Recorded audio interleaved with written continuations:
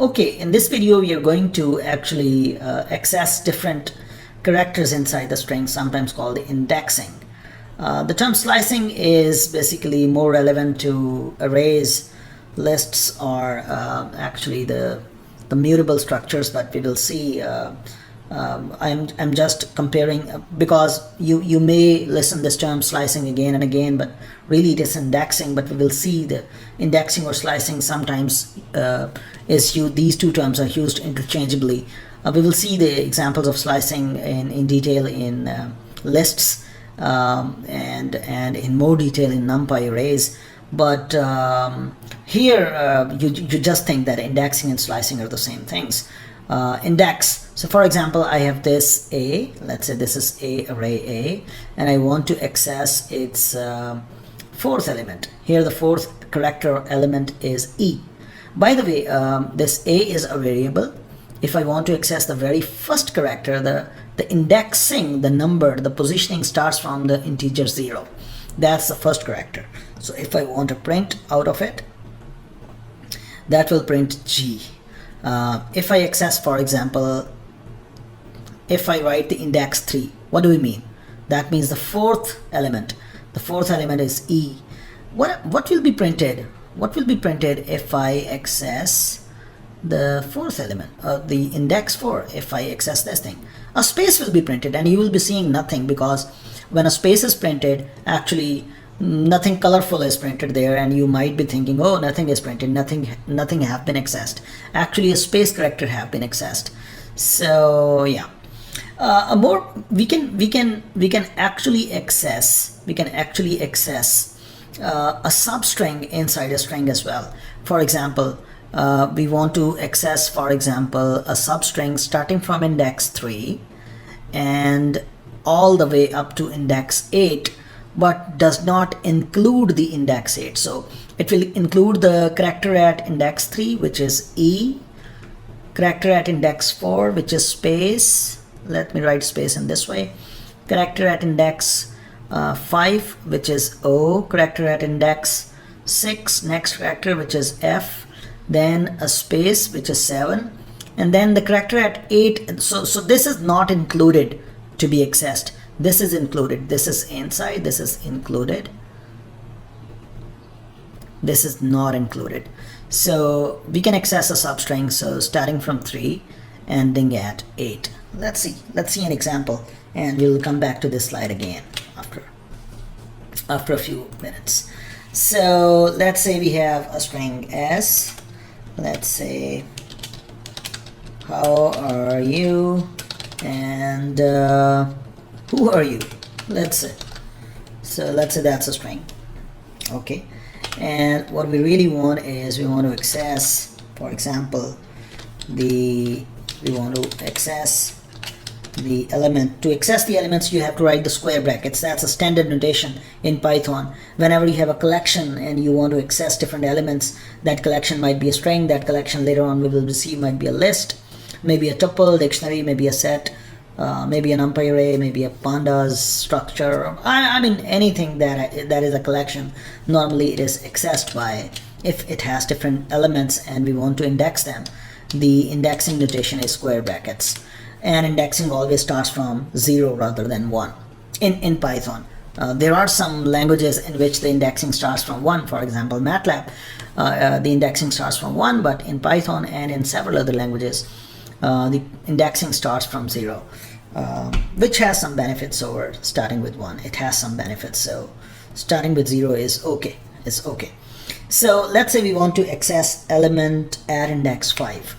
The element at index 5 is actually the 6th element in the string starting from 0.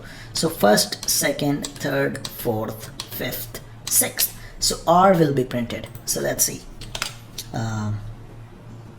R is printed. Let's check the type of this return value. Let's check the type of this this one element, which is R. What is the type of it? So type of different elements in a string, different characters in a string. What are the types? So what is the type of it? So the type is also string. So each and every character is also of string type. In some other languages, the type might be a character. Character is another type, but in Python, each and every one character is also a string. More than one characters is also string, as long as they are accessed from a string. Okay, let's access, for example, the element number 3 to element number, let's say, 8. So the result is R. So element number 3, not 3, actually starting from index 3, which means the fourth character, which is space, and then RE, and then space, and then we finish. If we, for example, move from 3 to 9, let's say, and the value will be RY, or we may move to, for example, we may start from the very beginning. So for example, index 0, we may end at the index 10, but not including the 10. So the result is, how are U and I mean YO and not the U included, because that's the index number 10, and index number 10, the last index, is not included. Great. We can have negative indices in strings as well. So a negative index is just the indexing from the right side, not from the left side. For example, a negative index, so -1 points to the last character, for example, U. Similarly, -2 points to the second last character, and so on. So -1, let's say, it will access U. And similarly, we have -3, and that will access Y. Or we may have start from, let's say, -8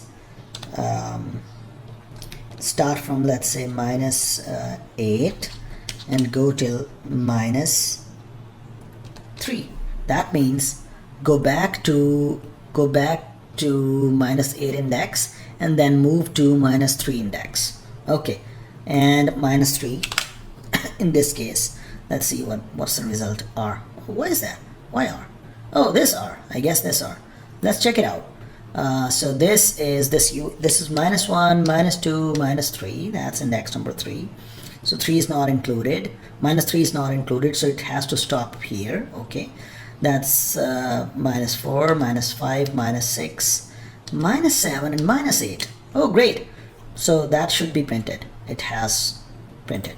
So let's say we have, rather than -8, we start from -12, and we reach to -3. So hooray. Okay, great. So we have negative indices as well.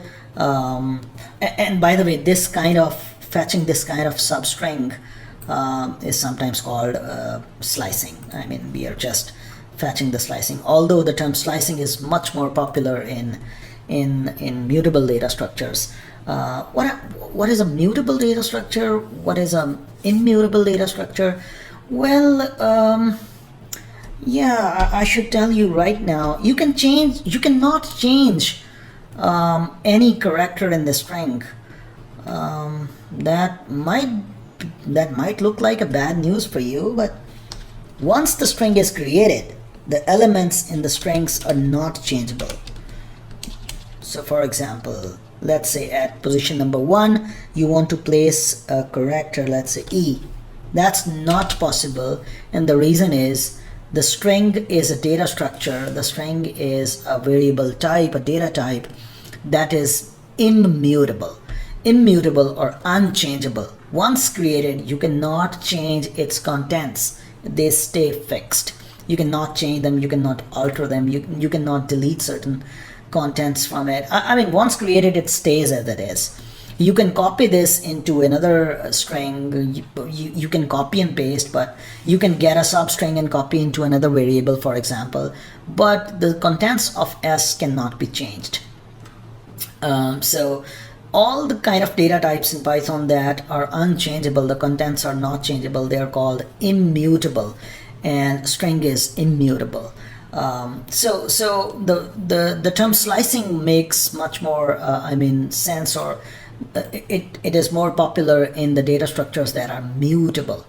that are mutable. Although you can use the term slicing, indexing both interchangeably, but it refers to fetching a substructure or substring. In this case, in the list, it will be a sublist or so on. So that's what slicing is. Yeah, great. Why don't we do some more fun with this string? Yeah, let me show you more fun with this string. More indexing. Let's say you start at index 0, you go to index 12, but not including 12, and then you take a jump of 2 rather than 1. What will it do is, it will fetch all the characters starting from index 0 all the way to index 12, but not including 12. But it will take a jump of 2 rather than taking a jump of 2. So first character, then take a jump of 2, then pick a character, then take a jump of 2, and then pick a character. So it will actually pick every other character starting from 0. So let's see that. So for example, if you remember the string, that's the string. So it starts from H, fine. Then it skips O and go to W. Then it skips space and go to A. Then it skips R and go to E. Then it skips space and go to U. And then it skips O and go to U. And then the 12th achieved, and we stop there. Wow. So the general way of slicing or indexing, the general way is you have a start index, start, then you have end index, and then you have a step size. If you do not mention the step size by default is 1, that we were doing already. If you do not mention the end, the default end is till the end, the total list size. If you do not mention the start, the default start is 0. For example, let me make that a comment and just practice a few. For example, let's start from 0. We do not mention the start. Let's start from 0 and go to 12. If you do not mention the starting index, that starts from the very beginning, 0, go till 12. Okay, great. If we do not mention, for example, we start from 3 and we do not mention the end, that means go till the end, starting from index 3, including the last character. Okay. If we do not mention the step, for example, if you start from 1, go till 12, and we do not mention the step, the default step is 1. Okay. There is one way of reversing the string. I mean, very beautiful way. I mean, you do not start the mention. You do not mention the start. You do not mention the end, and then just take a step of -1. In this particular way, the start and end index, they are just swapped, and you get the string reversed way. Wow. So that's the reverse string. Isn't that fancy? Yes, it is. Okay, a lot about indexing. You can find out the length of any string by using len function. You can find out the length of any substring if you want to, if you have a substring, using again a length function, len. That's okay. Okay, and now we have seen how to access substrings and how we cannot change the elements of a string because it is immutable, but we can access them. We can just display them, we can analyze them, and so on. In the next video, we will see some functions that are supplied for string processing.